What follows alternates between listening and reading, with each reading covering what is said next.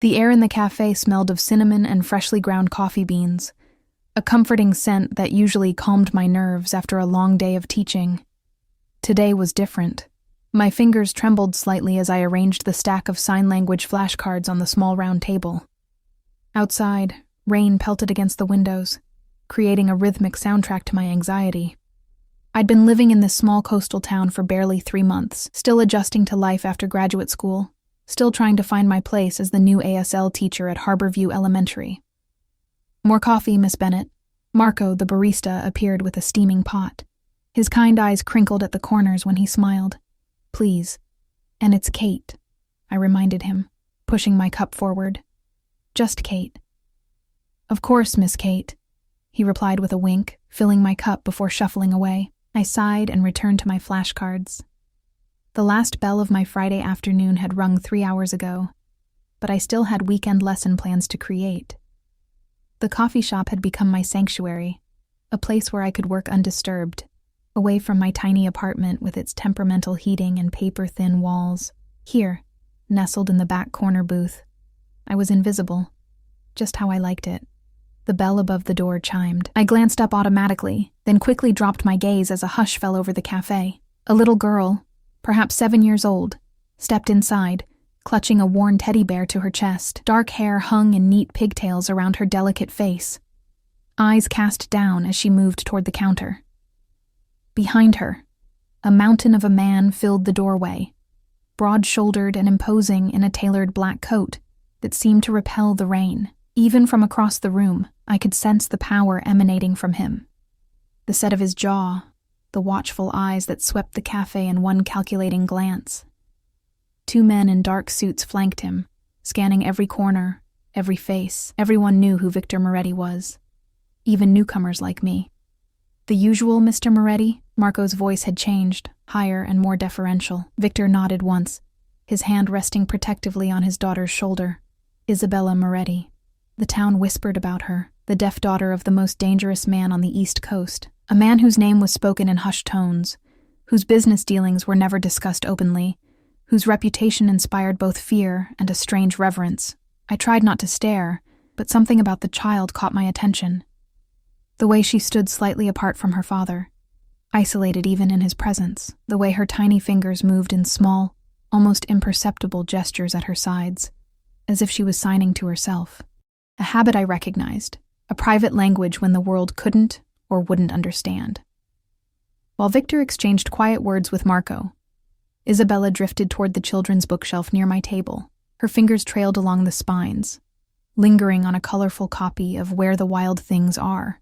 When she pulled it from the shelf, a cascade of bookmarks and small paper crafts fell to the floor, scattering around her feet. Without thinking, I slid from my booth and knelt to help gather them. The little girl startled at my sudden appearance, taking a half-step backward, clutching her teddy bear tighter. Up close, I could see her eyes, deep brown with flecks of amber, intelligent and wary beyond her years. "Sorry about that," I said, automatically signing as I spoke. It was a professional habit, one I couldn't break even outside the classroom. Her eyes widened. Her small hands moved, quick but hesitant. "You know sign?" I nodded, gathering the last of the bookmarks. "I teach ASL at the school. I'm Kate." I kept my sign simple, clear, at a child's level. The change in her face was immediate, a smile that transformed her entire demeanor, like sun breaking through clouds. "I'm Isabella. No one here talks with hands except Mrs. Parker, and she's old and boring." I laughed, forgetting for a moment where I was and who was watching. Old like dinosaur old or just grown-up old? I signed with exaggerated expressions. Like she was friends with dinosaurs, Isabella signed, her shoulders shaking with silent giggles, her teddy bear dangling forgotten from one hand. It was only when I felt a shadow fall over us that I realized how quiet the cafe had become.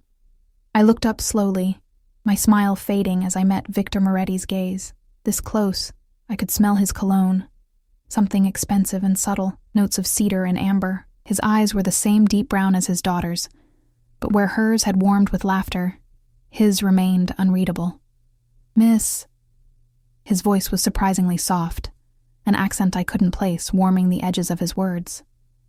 Bennett, I said, rising quickly to my feet. Kate Bennett. You know sign language. It wasn't a question. I teach it at the elementary school, I explained, suddenly very aware of the coffee stain on my cardigan and the messy bun I'd hastily pinned up hours ago. ASL is my specialty. Isabella's hands moved excitedly, tugging at her father's sleeve to get his attention, and I watched as Victor's gaze shifted to his daughter. His expression softened almost imperceptibly as she signed to him. I couldn't help but notice that while he seemed to understand what she was saying, his own signing was limited and stiff. My daughter says you sign beautifully, he translated, though Isabella had said more than that. She doesn't meet many people who can communicate with her properly. That's a shame, I said, surprising myself with my boldness. ASL is such a rich language, especially for children her age. He studied me for a long moment, and I resisted the urge to fidget under his scrutiny. Yes, he finally said. It is. Isabella tugged at her father's sleeve again and signed rapidly, her movements quick and insistent, punctuated with pleading looks. My daughter would like to know if you might join us, Victor said, gesturing to a table in the corner, the best in the house I noticed, with a clear view of both the door and the street outside. For hot chocolate, apparently, the last part came with the barest hint of amusement. It wasn't really a request. Behind him, I could see Marco watching with wide eyes, the other patrons pretending not to listen. Everything in me screamed to politely decline, to retreat to my safe corner with my flashcards and lesson plans. I'd be happy to, I heard myself say instead. Isabella beamed, already skipping toward the table, her teddy bear swinging by one arm.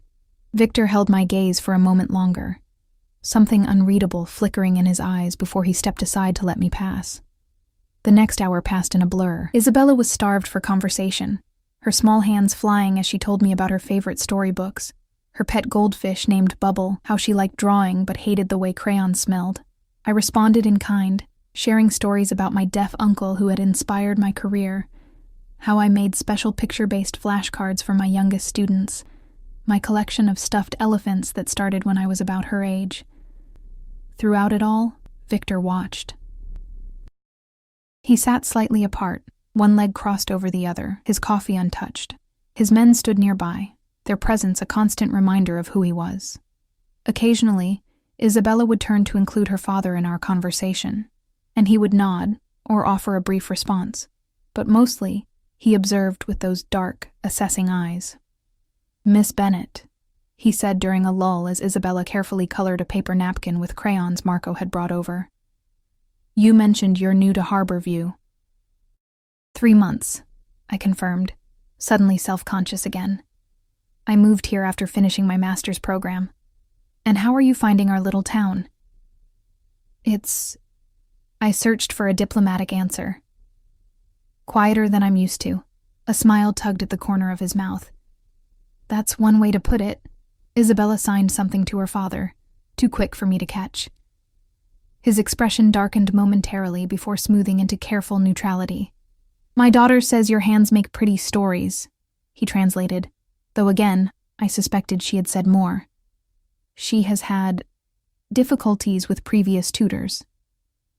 I looked at Isabella, who rolled her eyes dramatically, a surprisingly adult gesture from such a small child. They talk slow like I'm a baby, she signed directly to me. Just because I can't hear doesn't mean I can't understand. People fear what they don't understand. I signed back, simplifying my language for her. Their loss, not yours. She smiled, then glanced at her father.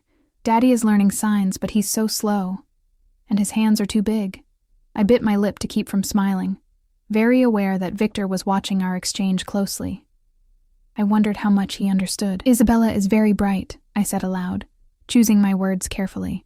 Sometimes the most intelligent children are the most frustrated when adults underestimate them. Indeed. Victor checked his watch.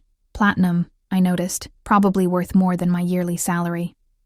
We should be going, Isabella. You have violin at 5. She sighed but nodded, gathering her crayons and carefully folded paper napkin artwork.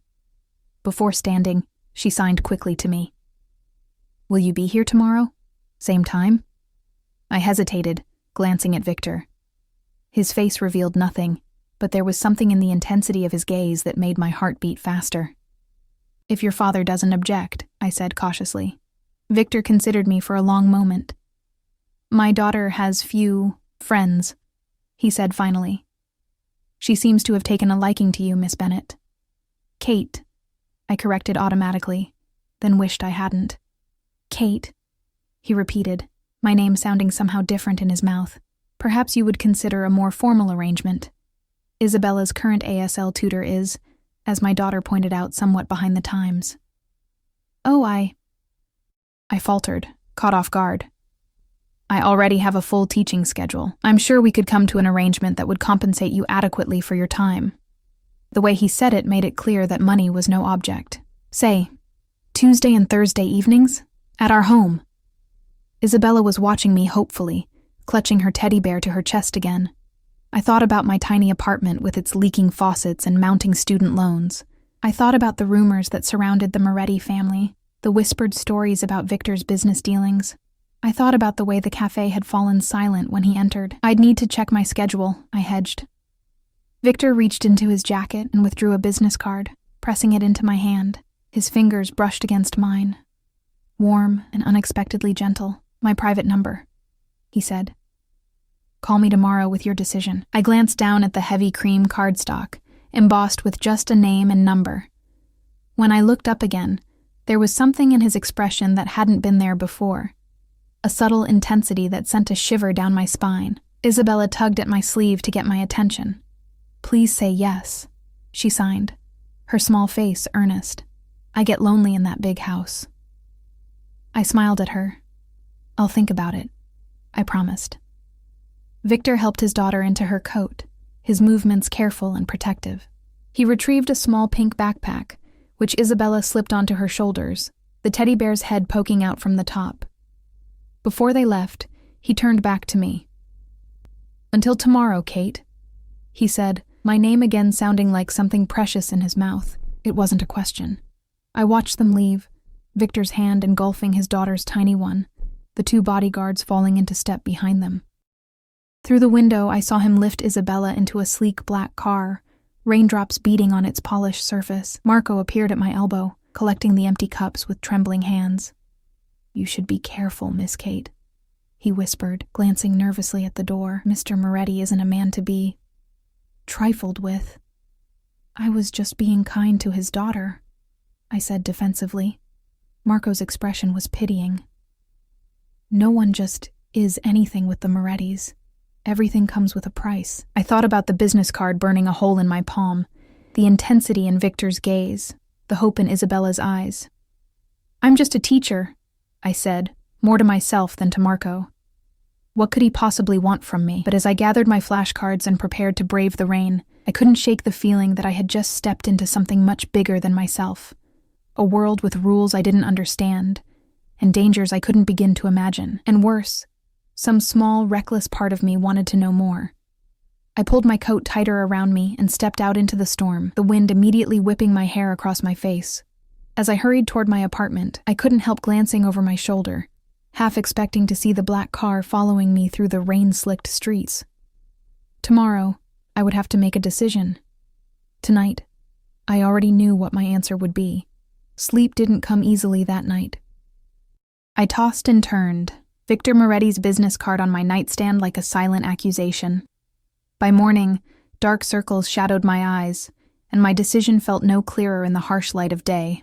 I made coffee and carried it to my tiny balcony, watching the town come to life below me. Harborview was a contradiction, picturesque seaside charm on the surface, with undercurrents of something darker. In my 3 months here, I'd learned that certain businesses never seemed to struggle, certain officials looked the other way, and Victor Moretti's name was synonymous with both fear and respect. Yet no one ever spoke directly about what he did. His official business was real estate development, but the whispers suggested his true empire extended far beyond property. I ran my thumb over the embossed lettering on his card. What was I getting myself into? My phone rang, startling me from my thoughts. Unknown number. "Hello?" I answered cautiously. "Miss Bennet." Victor's voice was unmistakable, even through the phone. "I hope I'm not disturbing your Saturday morning." I glanced at the clock. 9:07 a.m. No, I was just having coffee. Good. I realize I put you on the spot yesterday. Isabella hasn't stopped talking about you. Or signing, rather. There was a warmth in his tone when he mentioned his daughter. She's been up since dawn asking when she can see you again. I wondered if you might join us for lunch today. See the house, meet Isabella's current tutor, get a better sense of what the position would entail. My heart hammered against my ribs. I haven't decided yet. Of course. This is merely an opportunity for you to gather more information before making your decision. His tone was reasonable, but I sensed the steel beneath the velvet. My driver can collect you at noon. Not a request. I don't think... Kate. My name again, in that way that made it sound like something else entirely. Please. It would mean a great deal to Isabella. I closed my eyes, knowing I was making a choice that could change everything. Fine. Noon. Excellent. My driver will need your address. I gave it to him, then ended the call, my hands shaking slightly. What had I just agreed to? The next few hours passed in a blur of nervous energy. I changed outfits 3 times, settling on dark jeans and a soft blue sweater that my mother always said brought out my eyes. Professional, but not stuffy. At precisely noon, a text alerted me to a car waiting outside. I expected the black sedan from yesterday. Instead, a sleek, silver Bentley idled at the curb, drawing curious stares from my neighbors. The driver, a stern-faced man with military posture, opened the door for me. Miss Bennett. He nodded. I'm Ray. Mr. Moretti sent me. The interior smelled of leather and subtle cologne. As we pulled away from my apartment building, I noticed the partition between the front and back seats, the tinted windows that made me feel both protected and trapped. Is it far? I asked, trying to break the silence. About 20 minutes, Ray answered, eyes on the road. Mr. Moretti's estate is just outside town. Estate, of course. We drove along the coast before turning onto a private road that wound uphill through dense pines. The trees eventually gave way to manicured grounds, and my breath caught as the house came into view. House was an understatement. The Moretti residence was a sprawling stone mansion overlooking the ocean, with floor-to-ceiling windows that caught the midday sun. Ray pulled up to the entrance, where Victor himself waited on the steps. He wore charcoal slacks and a crisp white shirt, open at the collar, more casual than yesterday, but no less intimidating. Kate, he smiled, extending his hand to help me from the car. His palm was warm and dry against mine. Thank you for coming. It's quite a place, I said, unable to keep the awe from my voice as I looked up at the mansion. It's home, he replied simply, guiding me inside with a light touch at the small of my back. The interior was just as impressive. Soaring ceilings, marble floors, art that looked museum-worthy. But there was warmth, too. Unexpected touches like worn leather sofas and framed children's artwork that spoke of a real home, not just a showcase. Isabella is waiting in the garden, Victor said, leading me through the house. She's been talking about you nonstop since yesterday. Something in his voice made me glance up at him. You really care about her. His expression softened. She is everything to me. We stepped through French doors onto a stone terrace. Beyond, elaborate gardens stretched toward the cliff edge, where the property met the sea. Isabella sat at a wrought iron table, swinging her legs that didn't quite reach the ground. Beside her, a slender older woman watched with a pinched expression as Isabella colored in a picture book. When she saw me, Isabella's face lit up, and she jumped from her chair, rushing toward me. You came. She signed excitedly, bouncing on her toes. I smiled, signing back. Of course. I said I would. The older woman, who I assumed was Mrs. Parker, the current tutor, regarded me with a mixture of curiosity and suspicion. Victor made the introductions, and I shook her hand, noticing how her eyes darted between Victor and me, something calculating in her gaze. Lunch was served on the terrace, chicken nuggets shaped like dinosaurs for Isabella, a light seafood salad for the adults. The conversation flowed more easily than I expected, with Isabella eagerly acting as a bridge between Mrs. Parker and me, her signing simple but expressive. Miss Bennett, Mrs. Parker said during a lull, I understand you're quite new to Harborview. Just 3 months, I confirmed. And you've come alone? No family in the area? Her tone was conversational, but her eyes were sharp. No, it's just me. My parents are in Ohio, and my brother's in Seattle. Brave girl, she murmured. Moving to a new place where you know no one. Victor, who had been relatively quiet, watching our exchange, finally spoke. Mrs. Parker, perhaps you could show Isabella the new picture books you mentioned earlier. I'd like to speak with Miss Bennett about the potential tutoring arrangement. The older woman's lips thinned, but she nodded, gesturing for Isabella to follow her. Isabella looked disappointed but obeyed, throwing me a quick sign before leaving. Don't let him scare you. He looks mean, but he's not. Once we were alone, Victor refilled my water glass. What do you think of my daughter, Kate? She's remarkable, I answered honestly. Intelligent, curious, frustrated by her limitations. Or rather, the limitations others place on her. She's clearly starved for proper communication. He nodded slowly. And what do you think of me? The question caught me off guard. I don't know you, I hedged. But you've heard things, I'm sure. His eyes held mine, unflinching. Everyone in Harborview has. I swallowed hard. I try not to listen to gossip. Wise, he said, a hint of a smile playing at his lips. But in this case, some of it might be true. He leaned forward slightly. I am a businessman, Kate. Sometimes my business requires firm decisions. I have enemies. That's why Isabella lives such a sheltered life. She seems lonely, I ventured. She is. The admission seemed to cost him something. After her mother died, I became, perhaps, overly protective. How did her mother die? I asked before I could stop myself. His expression darkened. A car accident. When Isabella was 3, the same accident that took her hearing. I'm sorry, I said, meaning it. That must have been devastating for both of you. It was. He was silent for a moment, then continued. Isabella has had a series of tutors, companions, security personnel, but no one who truly connects with her. Until yesterday, when she met you. And I shifted uncomfortably under his intense gaze.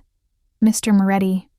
Victor, please. Victor, I amended, the name feeling strange on my tongue. I'm just an elementary school teacher. I'm not sure I'm qualified to... You're exactly what she needs, he interrupted. Someone who sees her, not her disability, not her last name, just her. The conviction in his voice was startling. And what about you? What do you need?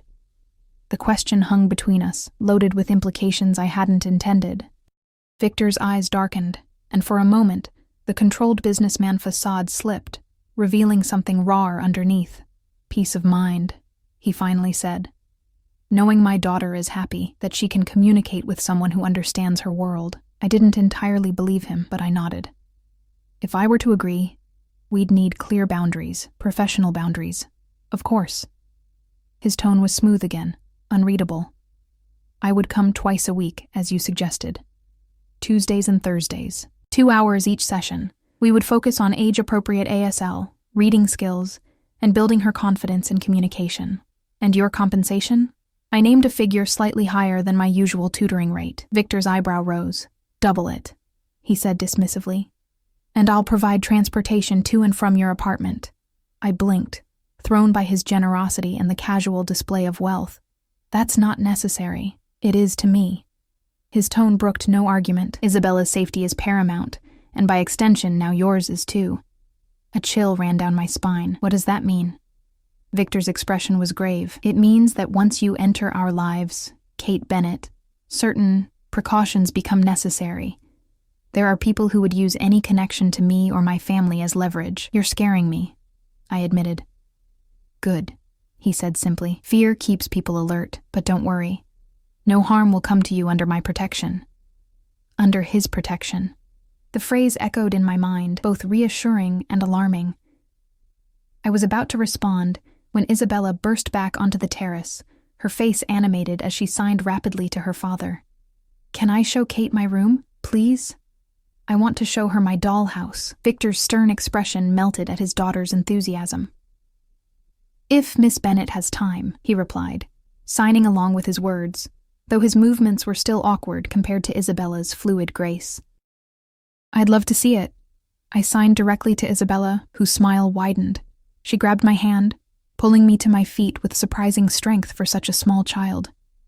Victor watched us, something unreadable in his expression, as his daughter led me away. Isabella's bedroom was a little girl's paradise. A canopy bed with twinkling fairy lights, bookshelves filled with colorfully illustrated stories, and a dollhouse that was an exact replica of the mansion itself. Stuffed animals occupied every available surface, and a violin case rested carefully on a special stand. "This is my favorite," she signed, showing me a worn teddy bear. "His name is Mr. Whiskers. He's deaf like me." "Nice to meet you, Mr. Whiskers," I signed solemnly, shaking the bear's paw. Isabella giggled silently. "Daddy got me the dollhouse for my birthday. Look, there's even a tiny me." She pointed to a small doll with dark pigtails sitting at a miniature piano. "Do you play piano too?" I asked, noticing the music theme. Her face clouded slightly. "Mommy played piano. I play violin because I can feel the vibrations here." She touched her chest. "Daddy says music is in our hearts, not just our ears." The simple wisdom of her words caught me off guard. I was about to respond when I realized we weren't alone. Victor stood in the doorway, watching us with that same intense gaze. How long had he been there? Isabella noticed him too and signed something that made him chuckle, a deep, warm sound that transformed his face. "What did she say?" I asked. "She said I'm hovering like a helicopter," he translated, moving into the room. "Perhaps I am." "Daddy's afraid you'll run away if he doesn't watch you every second," Isabella signed cheekily. I felt heat rise to my cheeks. "I'm not going anywhere," I said, signing simultaneously. "At least not until we finish exploring this amazing dollhouse." Victor's phone buzzed, and his expression darkened as he read the message. "I'm afraid I need to take care of something," he said, his tone shifting to something colder. "Isabella, show Kate around if she likes. I'll join you shortly." He left with purposeful strides, already dialing a number. Isabella rolled her eyes. Daddy's phone is always ringing, she signed with the dramatic exasperation only a child could muster. "Always working, working, working. Important man?" I signed back, raising my eyebrows questioningly. She hesitated, then signed, "Scary man to bad people, but good daddy to me." I nodded, unsure how to respond to that honest assessment. Isabella's hands moved again. "So? Will you be my teacher?" Looking into her hopeful eyes, I knew I couldn't refuse.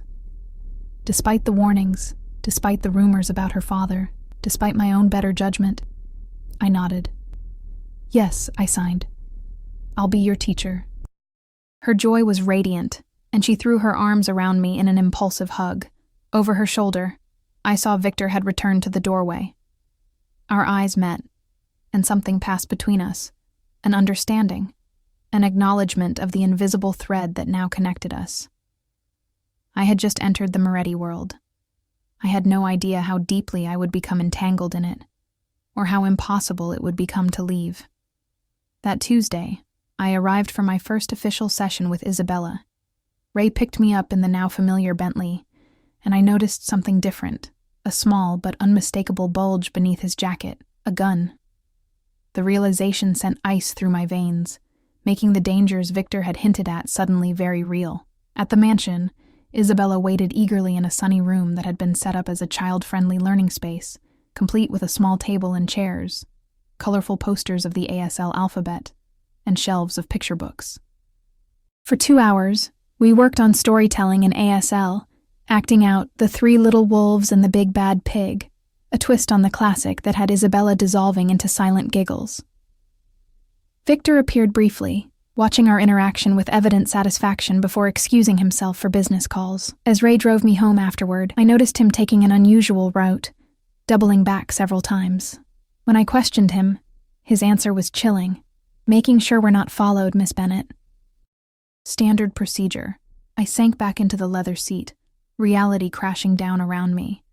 What had I gotten myself into, and why, despite everything, was I so eager to return on Thursday to see those small hands fly in conversation and that innocent face light up with understanding?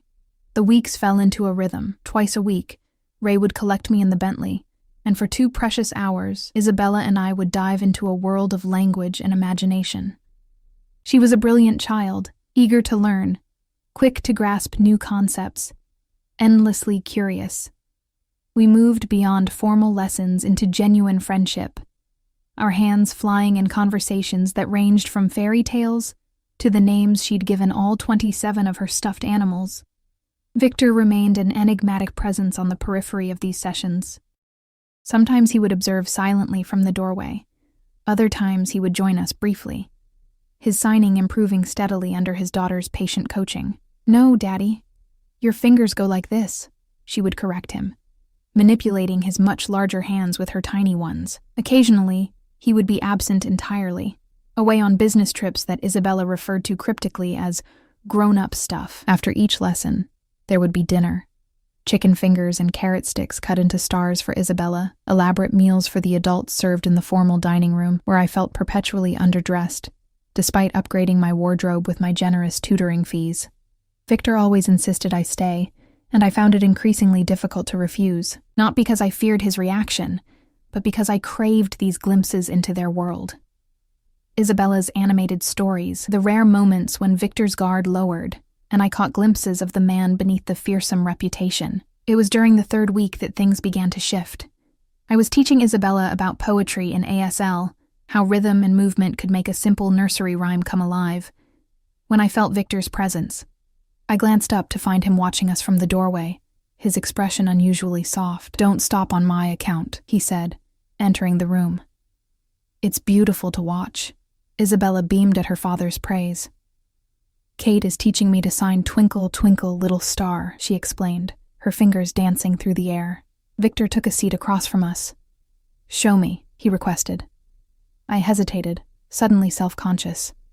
"It's meant for children, please," he insisted gently. Taking a deep breath, I began to sign the simple rhyme, my movements flowing from one phrase to the next, fingers twinkling like stars, hands rising and falling with the melody that Isabella could not hear but could feel, through the rhythm of the signs. When I finished, Isabella clapped her hands excitedly. Victor's eyes hadn't left my face. "Remarkable," he murmured. "I've never seen signing as art before." Something warm unfurled in my chest at his words. "It is art," I said. "One of the most expressive languages in the world, even for something as simple as a nursery rhyme." "You've given my daughter a gift," he said, his voice low and intense. "One I could never provide." Isabella glanced between us, a small smile playing at her lips. "I need to go potty," she signed with the directness of a child, and slipped from the room before either of us could respond. Alone with Victor, I became acutely aware of the space between us, the heavy silence, the way his eyes held mine. "Your daughter is extraordinary," I said, to break the tension. "Yes," he agreed. "She takes after her mother in that way." Juliana was luminous. It was the first time he'd mentioned his late wife by name. "You must miss her very much." A shadow crossed his face. "Every day. But especially when I see how Isabella struggles in a world that doesn't understand her." He leaned forward slightly. "Until you came along." "I'm just doing my job," I said, though we both knew it had become more than that. "No," he countered. "You've become important to her, to both of us." My heart stuttered. "Victor." "Have dinner with me," he interrupted. "Not here, not with Isabella, just the 2 of us." "I don't think that's appropriate," I said carefully. "I work for you." "Is that all this is?" His voice was soft but penetrating. "A professional relationship?" I stood abruptly, gathering my teaching materials. "It has to be, for Isabella's sake if nothing else." Victor rose too, moving with that fluid grace that belied his size. "Kate," he said, close enough now that I could smell his cologne. "We both know this isn't just about Isabella anymore." Before I could respond, Isabella bounced back into the room, holding a picture book she wanted to show me. The moment passed, but something had shifted. A line had been drawn, and I wasn't sure how long either of us would respect it. That night, I couldn't sleep. I paced my small apartment, replaying Victor's words, the intensity in his eyes. What was I doing? Getting involved with Victor Moretti was dangerous in ways I couldn't even comprehend. I was just a teacher from Ohio, out of my depth in a world of power and secrets. My phone buzzed with a text. Unknown number. Think about what I said. V. I stared at the screen, my thumb hovering over the delete button.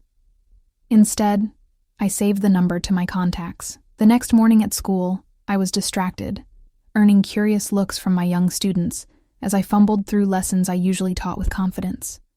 During my lunch break, I retreated to the faculty lounge, hoping a cup of terrible coffee would clear my head.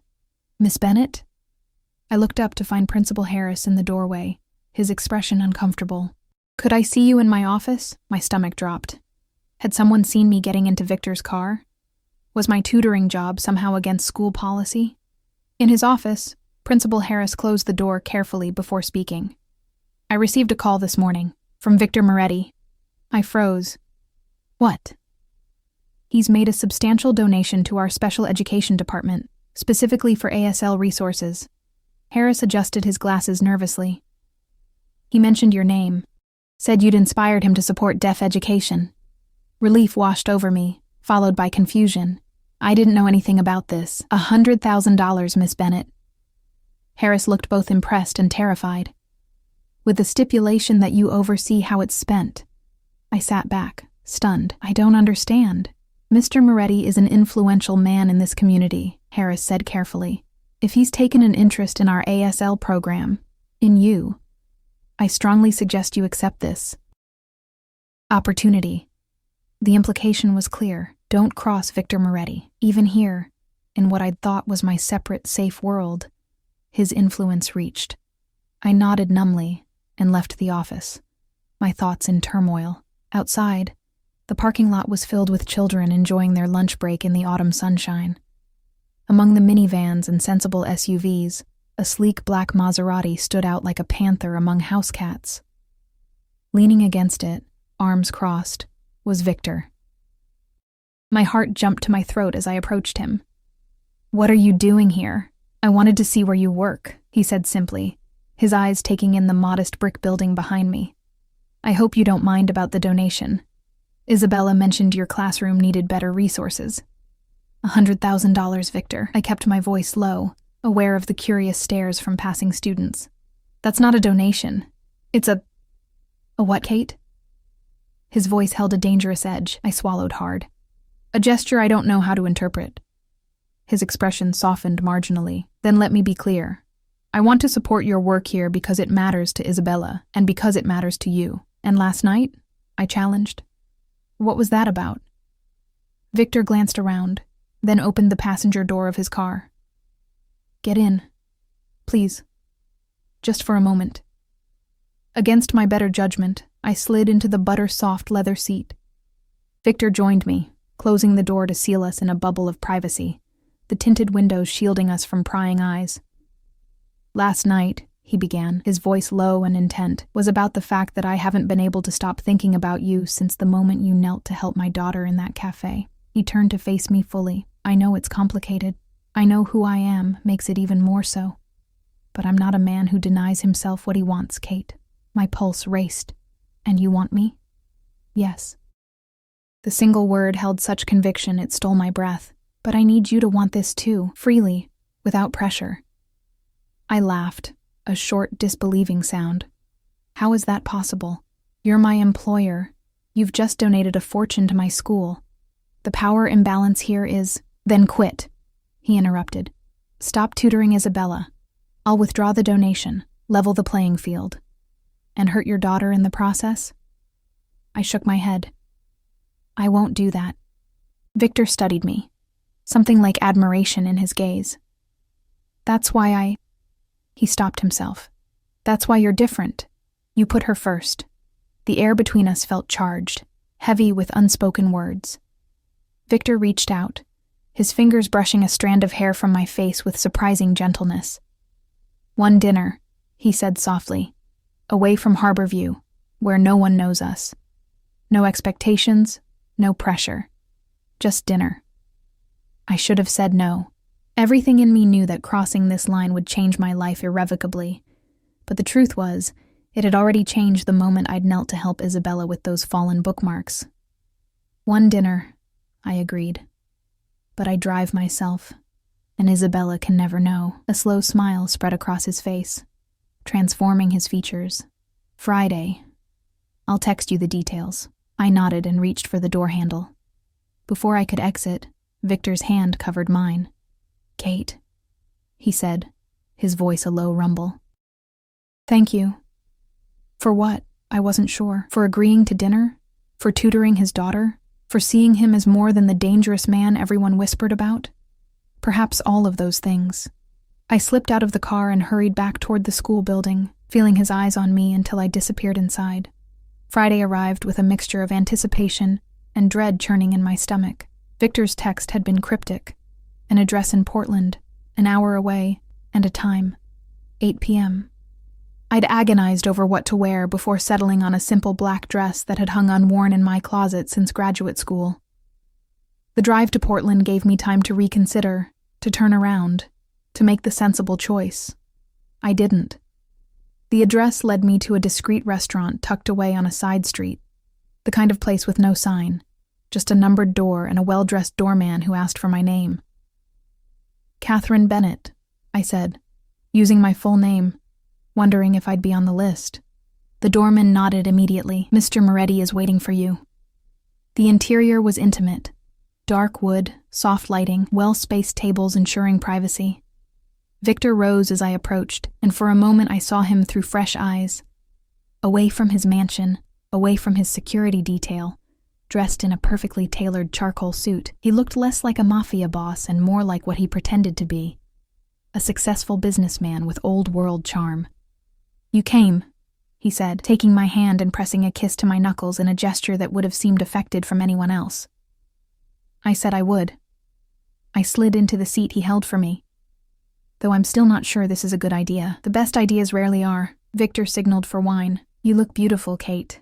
The evening unfolded with surprising ease. Victor was an attentive listener, drawing out stories of my childhood in Ohio, my deaf uncle who'd inspired my career, my dreams for the future. In turn, he shared carefully edited tales of growing up in a traditional Italian family in Boston, his early business ventures, the whirlwind romance with Juliana. She was a concert pianist, he told me, swirling the ruby liquid in his glass. The first time I saw her, she was playing Chopin at a charity event I had no interest in attending. I stayed until the very end, just to meet her. How romantic, I said, meaning it. I was a different man then, Victor admitted. Younger, more impetuous. And now? His eyes met mine over the rim of his glass. Now I know exactly what I want, and I'm willing to wait for it. The implications of his words hung between us, charged with possibility. Our conversation drifted to safer topics. Isabella's progress, her upcoming 7th birthday, her dream of getting a puppy that Victor was reluctant to fulfill. I told her maybe when she's older, he sighed. She signed back that I always say that about everything. I laughed. She has your stubbornness, that's for sure. By the time dessert arrived, I had almost forgotten who he was, what he did, the warnings that followed his name like shadows. Almost. Until his phone buzzed, and the mask slipped. He glanced at the screen, and his expression hardened into something cold and dangerous. "Excuse me for a moment," he said, his voice tight as he rose from the table. I watched him step outside, his back rigid, gesturing sharply as he spoke to someone on the phone. Through the window, I could see the transformation, from the charming dinner companion to the man whose name made people lower their voices in fear. When he returned, the chill hadn't entirely left his eyes. "I apologize for the interruption," he said, his accent thicker than before. "Business that couldn't wait." "Is everything all right?" I asked cautiously. "It will be." The certainty in his tone sent a shiver down my spine. Don't worry. But I did worry. In that moment, reality crashed back. Who he was, who I was, the gulf between our worlds. "I should go," I said, placing my napkin beside my half-eaten dessert. Victor studied me. "It's getting late," understanding dawning in his eyes. "You saw it, didn't you? The other side of me." I didn't deny it. "I'm not naive, Victor. I know your business isn't just real estate. And does that frighten you? He asked, his voice soft but intense. Yes, I admitted. It should frighten anyone with sense. He reached across the table, taking my hand in his. His palm was warm, strong, the fingers that traced circles on my wrist both gentle and possessive. I would never let that part of my life touch you, Kate. Or Isabella. Everything I do to keep us safe. Us. As if I was already part of his carefully guarded inner circle.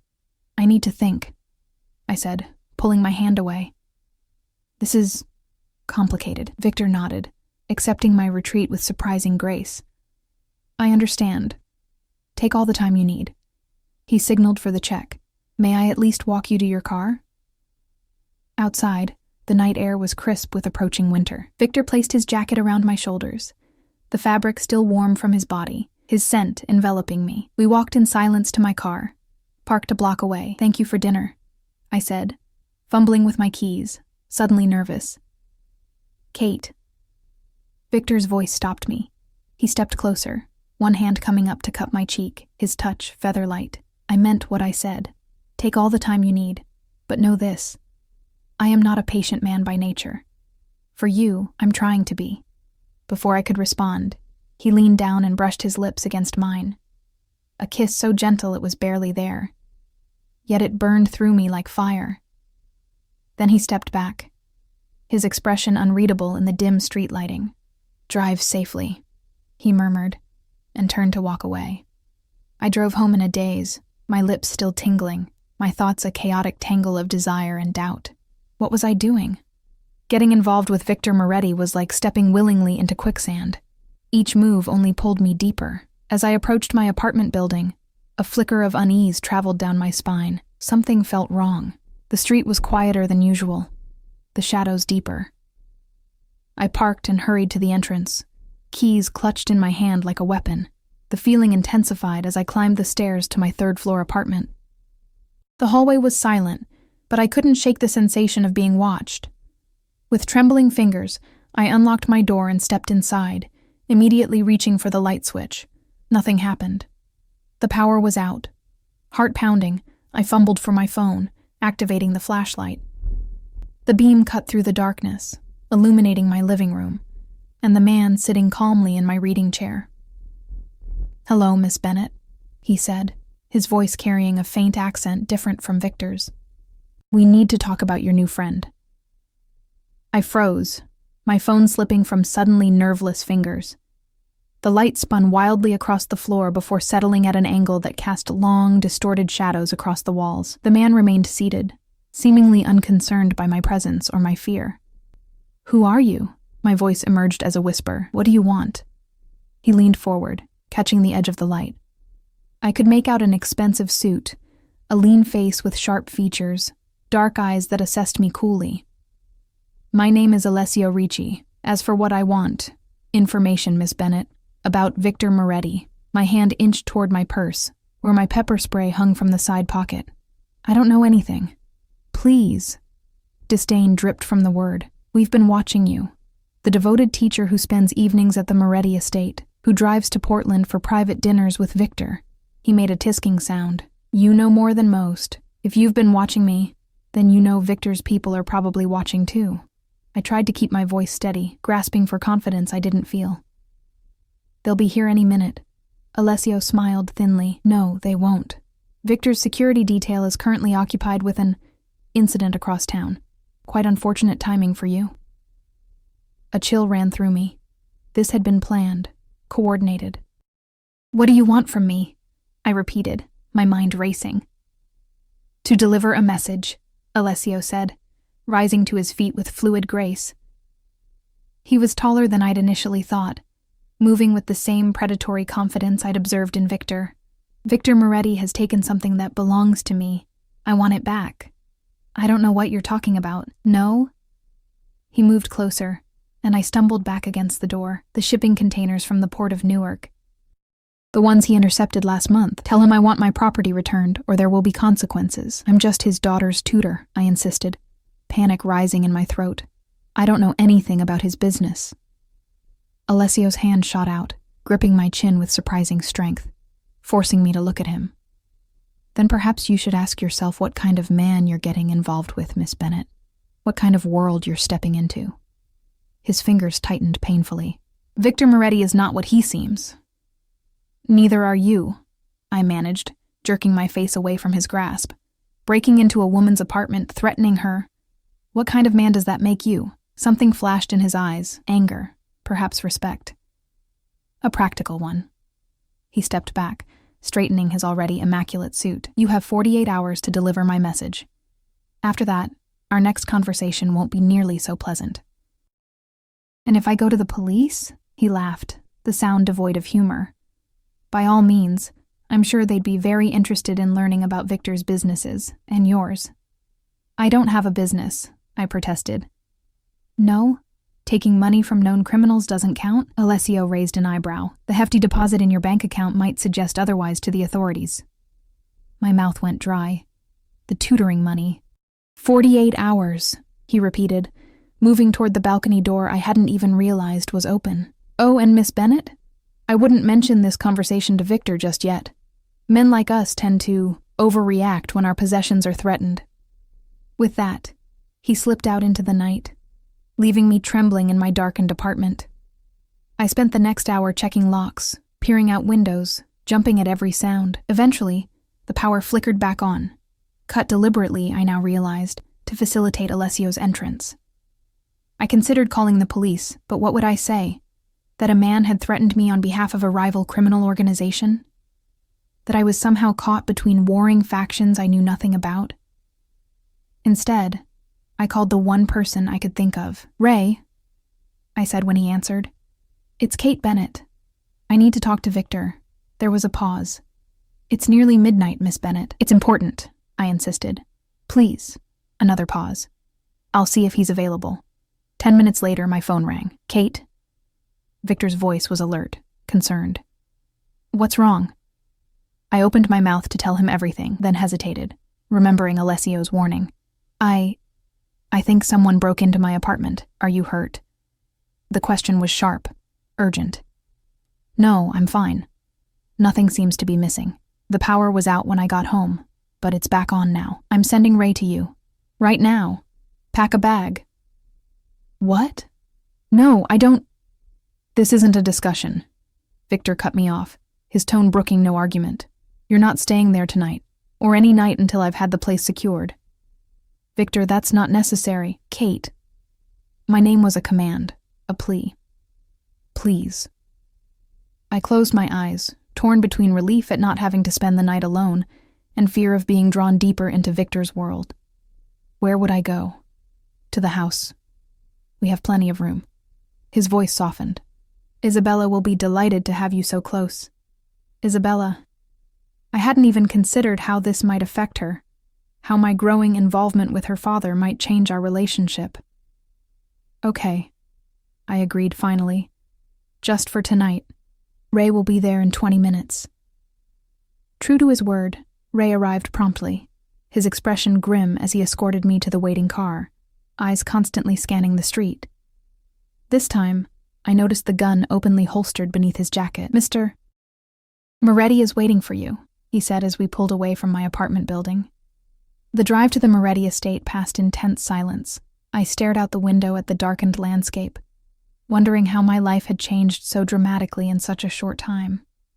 6 weeks ago, I'd been a normal elementary school teacher, my biggest concern whether my students would master fingerspelling.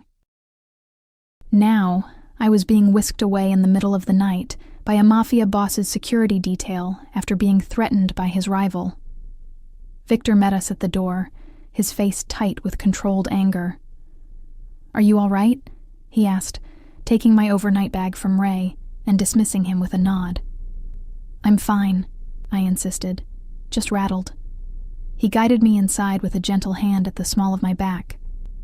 The house was quiet, most of the lights dimmed for the night. Everyone's asleep, he explained, leading me upstairs. Including Isabella. We can talk in my study. Victor's private study was exactly as I'd imagined it, leather-bound books, a massive desk of polished mahogany, the faint scent of cigars and whiskey hanging in the air. He poured 2 drinks from a crystal decanter, pressing one into my hand. "Tell me exactly what happened," he said, his voice controlled, but with an undercurrent of danger. I took a sip of the amber liquid, welcoming the burn. "Not much to tell. I came home, the power was out, and I felt like something was wrong." I hesitated, then opted for a half-truth. "I think someone had been in my apartment, but they were gone by the time I arrived." Victor studied me, his eyes dark and penetrating. "You're not telling me everything." "I'm tired," I deflected. "It's been a long day." He took a step closer, one hand coming up to cup my cheek. "Kate," he said softly, "if someone threatened you because of your connection to me, I need to know." I pulled away, moving to the window that overlooked the moonlit gardens. "What exactly do you do, Victor? And don't say real estate." There was a long silence. When I turned back, his expression had closed, becoming the mask I recognized from our first meeting. "My business is complicated," he said carefully. "Is it illegal?" Another pause. "Some aspects exist in gray areas." "Gray enough that men might break into my apartment?"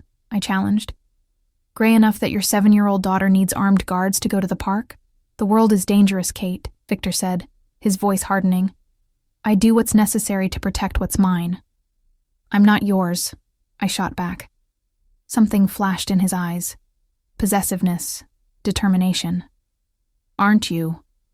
The question hung between us, loaded with implications. Before I could respond, Victor closed the distance between us in 2 swift strides. This time, there was nothing gentle about his kiss. It was demanding, consuming, his hands tangling in my hair, his body pressing mine against the window. And God help me, I kissed him back with equal fervor. Weeks of tension and attraction exploding between us. When we finally broke apart, both breathing hard, Victor rested his forehead against mine. "I want you to stay," he murmured. "Not just tonight. Here, with us, where I can keep you safe."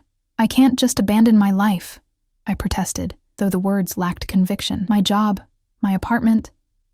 Why not?" His hands framed my face, his gaze intense. "What's keeping you there, Kate? A rented apartment? A job where you're underpaid and underappreciated?" "It's my life," I insisted. "I built it myself." "Build a new one," Victor urged. "Here, with Isabella." A pause. "With me." The offer was tempting, more than tempting, but something held me back. "I need to know the truth first, about what you do, about who you are." Victor stepped away, running a hand through his hair in a rare gesture of frustration. "Some truths are dangerous, Kate." "So is ignorance," I countered. "I'm already involved, whether you tell me or not. I deserve to know what I'm walking into." He studied me for a long moment, then nodded once. "Very well. But not tonight. Tomorrow, after you've rested. I'll show you what you want to know." It was more than I'd expected. "Thank you." Victor led me to a guest suite down the hall from Isabella's room, a luxurious space with a 4-poster bed and an adjoining bathroom bigger than my entire apartment. "Try to sleep," he said, lingering in the doorway. "We'll talk in the morning." After he left, I sat on the edge of the bed, my head spinning. 48 hours, Alessio had said. I had until tomorrow night to deliver his message. And tomorrow, Victor would show me the truth about his business. A truth I both craved and dreaded. Sleep came fitfully, haunted by dreams of shadowed men and veiled threats. I woke to sunlight streaming through unfamiliar windows and the sound of eager knocking at my door. "Come in," I called, sitting up and pushing tangled hair from my face. Isabella burst in, still in her pajamas, pink with unicorns, clutching Mr. Whiskers. Her face was alight with surprise and joy. "You're here," she signed rapidly. "Did you come for a sleepover?" "Sort of," I signed back, smiling despite my exhaustion. "For a little while." Her small face grew serious. "Daddy said there was a problem at your house." "Nothing serious," I assured her, not wanting to worry her. "Just some grown-up stuff." Isabella didn't look entirely convinced, but her natural enthusiasm quickly reasserted itself. "We can have pancakes. Domingo makes the best pancakes." "He puts chocolate chips in them shaped like Mickey Mouse," I laughed. her excitement infectious. Sounds delicious. Let me shower first, okay? After she left, bouncing out as energetically as she'd arrived, I took advantage of the luxurious bathroom, letting hot water wash away the tension of the previous night.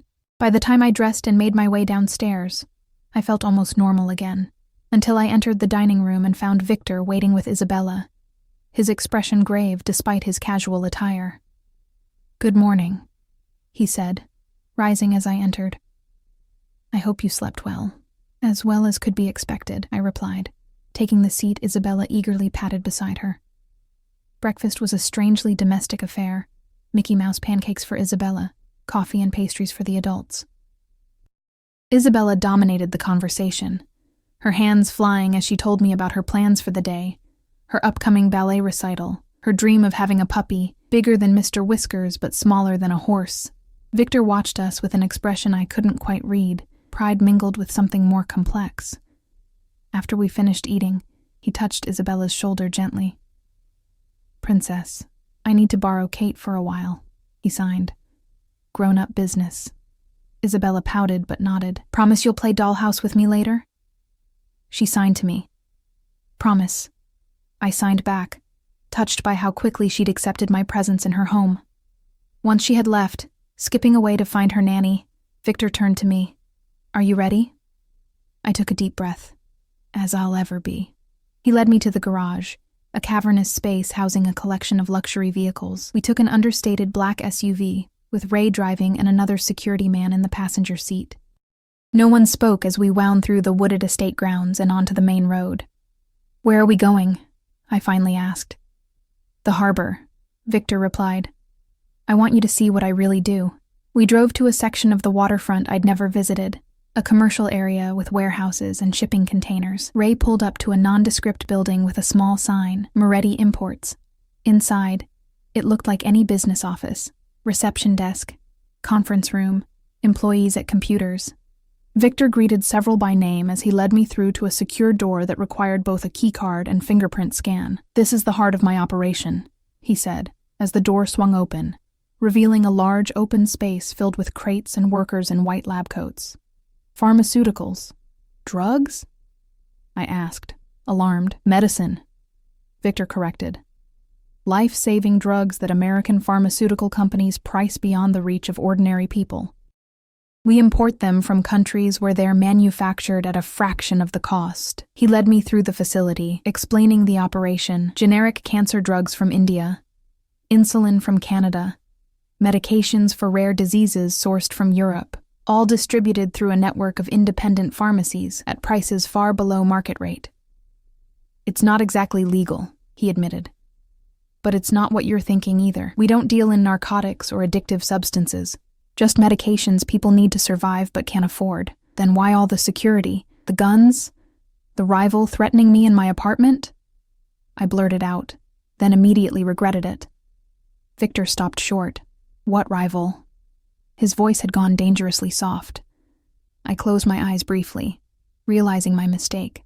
"Last night," I admitted, "there was someone in my apartment when I got home." Alessio Ricci.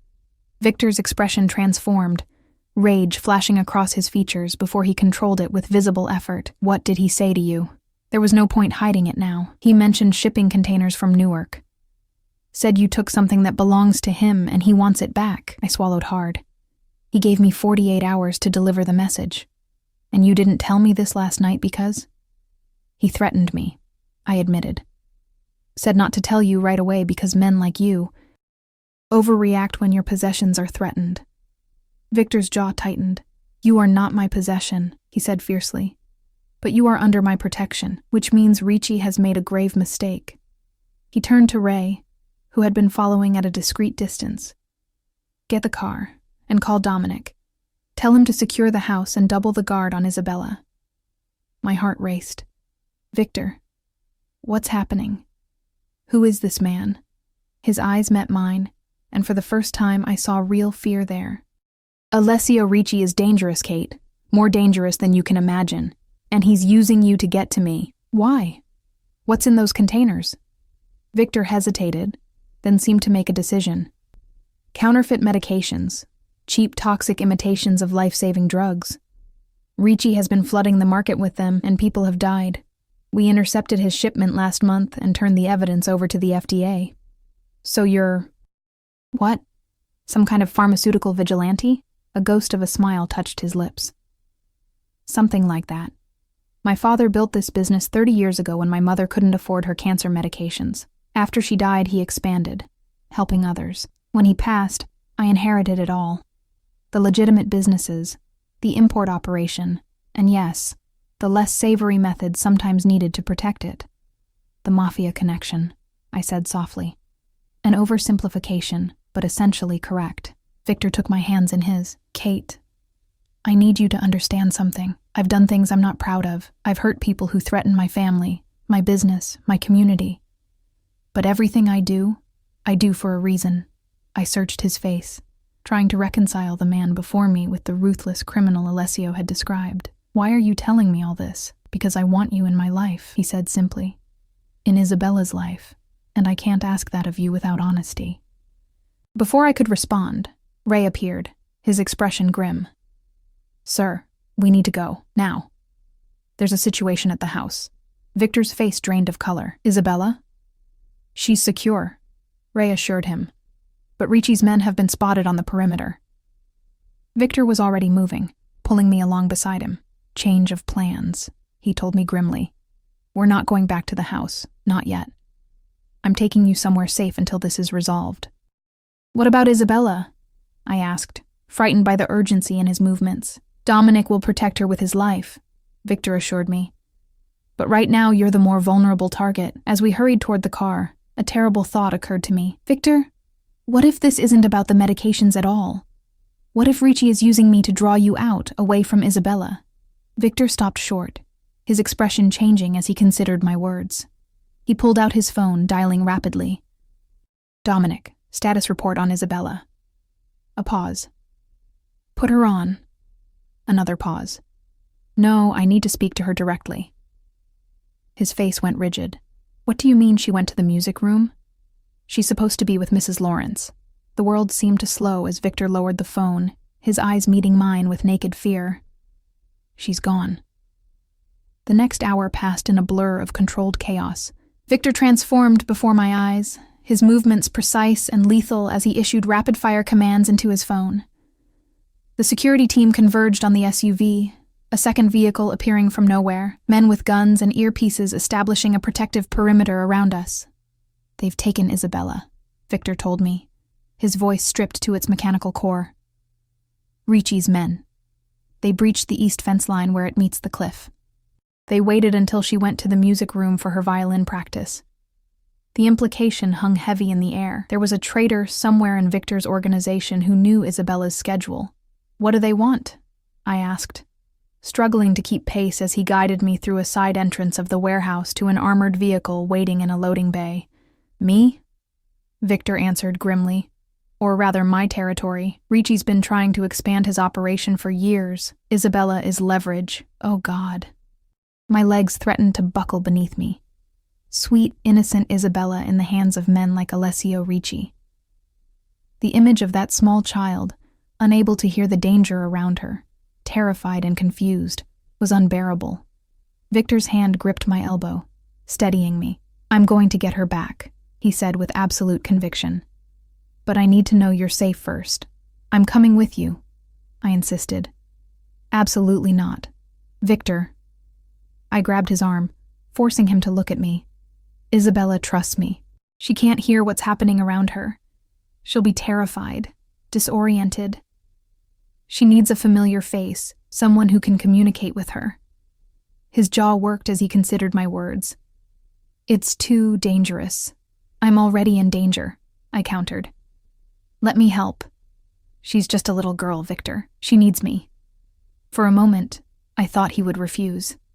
Then something shifted in his expression. Respect, resignation, determination.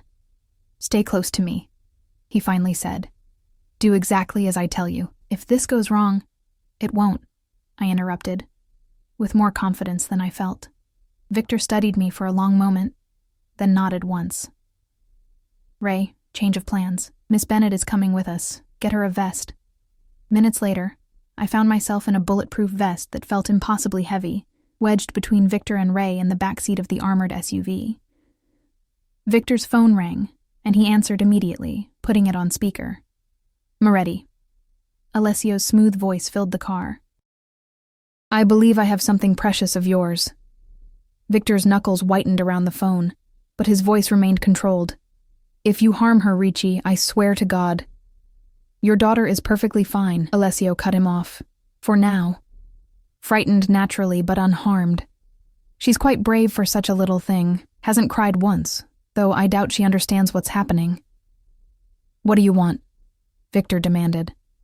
"A fair exchange. Your daughter for my shipment, plus a guarantee that you'll stay out of my territory, including the distribution networks you've been interfering with." "Where?" "The old cannery at the North Pier. 1 hour. Come alone." Victor laughed, a harsh sound devoid of humor. "You know that's not going to happen, Ricci." "Fine. Bring your usual security detail, but no police, no FBI contacts. I know you have them." A pause. "And bring the teacher. Your daughter keeps making these hand gestures we can't understand. Very frustrating for everyone involved." My blood ran cold. Victor's eyes met mine, his expression murderous. "If either of them is harmed," Victor said, his voice deadly quiet, "there won't be a place on this earth where you can hide from me." 1 hour, Alessio repeated and hung up. The car accelerated, merging onto the coastal highway. Victor turned to me, his expression grave. "This changes everything. He's using both of you now. At least we know Isabella is all right," I said, trying to sound braver than I felt. "For now." Victor's face was like granite. "Kate, I need to prepare you for what's about to happen. These men are dangerous. They won't hesitate to use you against me." "I understand," I said, though in truth I couldn't begin to comprehend the world I'd stumbled into. Victor took my hand, his grip firm. "When we get there, stay behind me at all times. If something happens to me, Ray will get you and Isabella out. No matter what you see or hear, your only priority is getting my daughter to safety." "What about you?" His smile was grim. "I can take care of myself." For the next 30 minutes, Victor transformed the SUV into a mobile command center, conferring with his security team, reviewing blueprints of the abandoned cannery, checking weapons with practiced efficiency. I watched in stunned silence, seeing a side of him I'd only glimpsed before, the tactician, the leader, the man who commanded fear and respect in equal measure. 5 minutes out, Ray announced as we turned onto a deserted industrial road that wound along the coastline. Victor tucked a gun into his waistband, then turned to me. "Last chance to stay in the car," he offered. I shook my head. "Isabella needs me." Something softened in his eyes. He reached out, cupping my face in his hands. "When this is over," he said quietly, "we need to have a serious conversation about your safety and your future." "When this is over," I agreed. The cannery loomed ahead, a hulking silhouette against the darkening sky. 3 black SUVs were already parked outside, men in dark suits standing guard. Our vehicle stopped a careful distance away. "Remember," Victor said as we prepared to exit, "stay behind me. Keep your vest on. If I tell you to run, you run." I nodded, my heart pounding against my ribs. The interior of the cannery was cavernous and dimly lit, the air thick with the lingering smell of fish and sea salt. Our footsteps echoed on the concrete floor as Victor led me forward, his security team fanning out behind us. Ahead, a group of men stood waiting, Alessio Ricci at their center, and beside him, Isabella. She looked tiny and frightened, clutching Mr. Whiskers to her chest. Her dark hair had come loose from its pigtails, and tear tracks stained her cheeks, but she was standing straight, her chin raised in a gesture so like her father's that my heart clenched. When she saw me, her eyes widened, her free hand instinctively lifting to sign before one of Ricci's men gripped her arm, stopping her. "Welcome," Alessio called, his smile not reaching his eyes. "Right on time, as always, Victor. Let her go," Victor replied, his voice carrying in the empty space. "This is between us." "Indeed it is," Alessio agreed. "Business, as they say, nothing personal." His gaze shifted to me. "Miss Bennett, how nice to see you again under better circumstances." Victor's body tensed beside me. "You have my word," that you'll get your shipment back," he said, ignoring the pleasantries. "Now release my daughter, and Miss Bennett can take her to the car." Alessio pretended to consider this. "I don't think so. Not yet." He gestured, and one of his men stepped forward, dragging Isabella with him. "First, I need to ensure the shipment is intact, and that your promise to stay out of my territory is sincere." "You have my word," Victor said, his voice hard. "Forgive me if I require something more tangible." Alessio's smile was cold. "A demonstration of good faith, shall we say?" "What kind of demonstration?" Alessio nodded to the man holding Isabella. "Bring her forward." Isabella stumbled as the man pushed her toward the center of the room, her eyes locked with mine, terrified, but trusting. I took an instinctive step toward her, but Victor's arm shot out, blocking my path. "Not yet," he murmured. "A simple exchange," Alessio said pleasantly. "Your daughter for control of the harbor distribution network, everything from Portsmouth to Kennebunk." "That's half my territory," Victor objected. "Our agreement was for the return of your shipment, nothing more." "The agreement has changed," Alessio shrugged. "Consider it the cost of doing business carelessly." His eyes flicked to me, allowing outsiders into your operation, becoming emotionally entangled. Victor's jaw clenched. "The shipment, nothing more." Alessio sighed dramatically. "I was afraid you'd say that." He made a small gesture, and suddenly a gun was pressed to Isabella's head. She flinched, her eyes wide with terror, clutching her teddy bear so tightly that her knuckles went white. "No!" I cried out, lunging forward only to be restrained by Victor's iron grip. "Last chance, Moretti," Alessio called. "The territory or your daughter. Choose." Time seemed to slow. I watched Victor's face, saw calculation and fury warring in his eyes. Then, almost imperceptibly, he nodded, not to Alessio, but to someone behind him. "I choose both," he said calmly. And all hell broke loose. Gunfire erupted from the shadows at the back of the cannery. Alessio's men scattered, seeking cover. The man holding Isabella hesitated for a critical second, long enough for Victor to draw his weapon and fire a single, precise shot.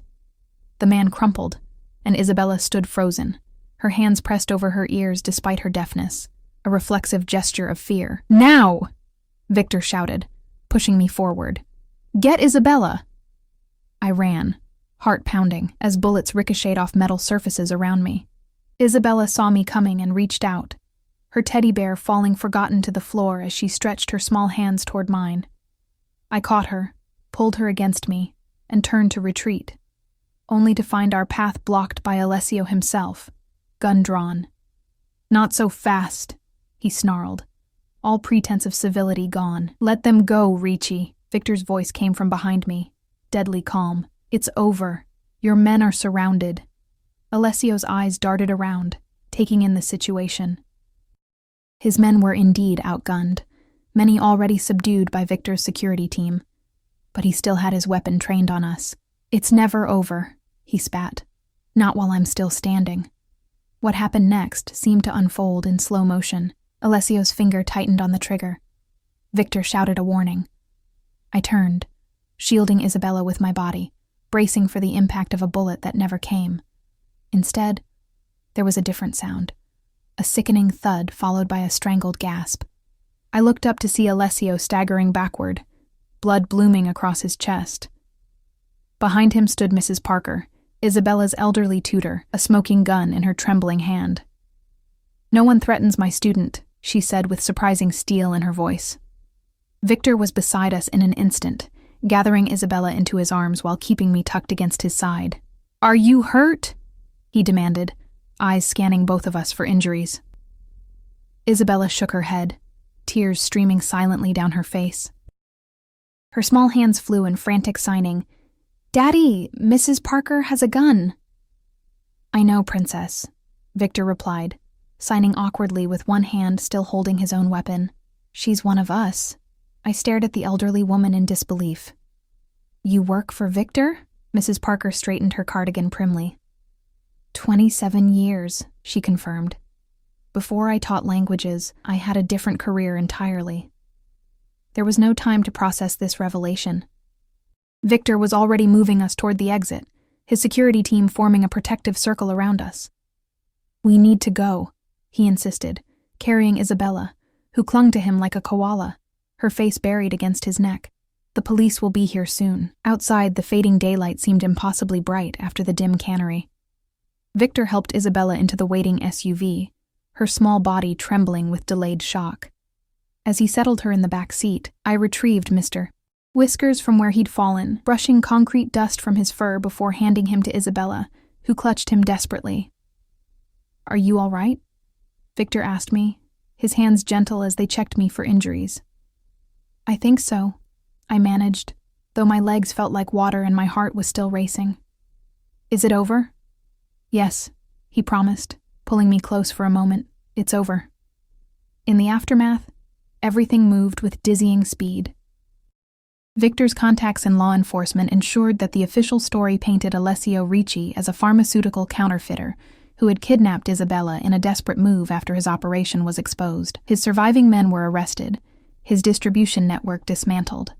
The truth about Victor's business, about the shootout, about Mrs. Parker's surprising intervention, remained carefully hidden from public view. Isabella recovered from her ordeal with remarkable resilience, though she refused to let Victor or me out of her sight for days. Her nightmares, when they came, were soothed by our joint presence. Victor's strength and my signs communicating safety in the darkness. "The bad men can't get me," she would sign, her small fingers trembling in the moonlight filtering through her bedroom curtains. "Never," I would promise. "Your daddy and I won't let anyone hurt you." "You'll stay?" she would ask each night, her eyes wide and pleading. And each night, I would answer, "I'll stay." As for me, I took a leave of absence from Harbor View Elementary, moving temporarily into the Moretti mansion for my protection, though we all knew it had become much more than that. My apartment was cleared out, my meager possessions finding new homes in a suite adjoining Isabella's room. 1 week after the cannery incident, Victor found me in the library, curled in a window seat overlooking the moonlit gardens. Isabella had finally fallen asleep after a particularly difficult night, and I had retreated here to think, to process, to decide. "Can't sleep?" Victor asked softly, joining me on the cushioned bench. I shook my head. "Too much on my mind." "Second thoughts?" His voice was carefully neutral, but I could hear the tension underneath. "Not exactly." I turned to face him fully. "Just trying to reconcile everything. Who you are, what you do, who I am, and what I've become a part of." Victor was silent for a long moment. "I told you once that my business exists in gray areas," he finally said. "That was partially true, but there are parts of it that are undeniably dark, Kate. I won't pretend otherwise. I know. And yet you're still here." "I am," I acknowledged, "for Isabella and for you." His hand found mine in the darkness, our fingers intertwining. "I can't change who I am," he said quietly. "What I've built, the responsibilities I carry, but I can promise you this. You and Isabella will always be protected. Always be my priority." "Is that enough?" I wondered aloud. Living in this world, always looking over our shoulders, always wondering when the next Alessio Ricci might appear? Victor's thumb traced circles on my palm. "I don't know," he admitted. "That's for you to decide." I thought about Isabella, her bravery, her intelligence, her need for someone who could truly understand her. I thought about Victor, the dangerous man with tender hands, the criminal with a moral code, the father who would burn the world to keep his daughter safe. And I thought about myself, the teacher who had walked unknowingly into a Mafia war and somehow found a family in the process. "I want to stay," I said finally, "but I have conditions." Victor's eyebrow rose. "I'm listening." "No more secrets. I want to know everything, about your business, your enemies, the risks we face."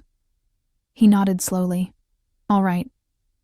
Isabella needs as normal a childhood as possible. Real school eventually, not just tutors, friends her own age. With proper security," he qualified, though I could see it cost him.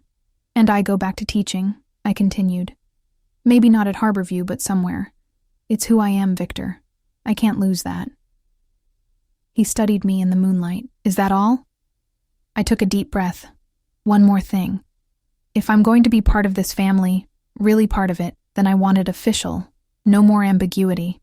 For the first time since I'd met him, Victor Moretti looked genuinely surprised. Kate Bennett, he said slowly. Are you proposing to me? I laughed, the sound breaking the tension between us. I'm saying that if you were planning to ask, I wouldn't say no. His smile was transformative, years falling away from his face as he pulled me into his arms. I was planning to do this properly, he murmured against my hair. With a ring, on one knee.